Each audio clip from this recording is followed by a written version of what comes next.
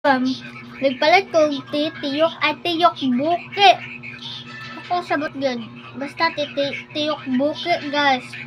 Ato sa merkado kani guys.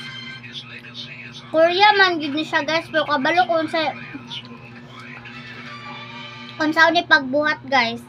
Kung ano pagbuhat guys oy rice rani guys.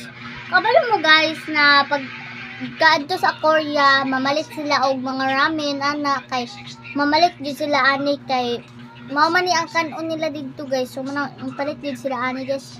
Mao ni ang tiyok buki.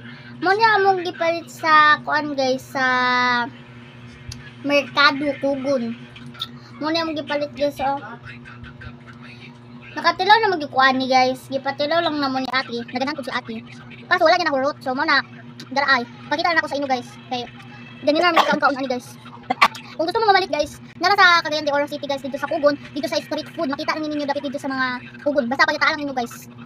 Napod sila ibaligyan nga sushi, fish cake, pero kanila gid akong gipalit guys. Mupalit ang takotong fish cake guys og katinaw naman ko tong sushi guys pero kuan lang gyud. Kanila gid akong gipalit para ka ate kay pagdalawon si ate. Daton tang fish cake akong balikin kay wala ko katilaw ato. Pero kabalo ko sa to pagbuhat guys, isda ra to guys. Feeling ako isda tong lasa niya. So, guys, nadugay na guys. So, motilaw na tani guys. In 3 2 1. Katilaw naman ko ni guys.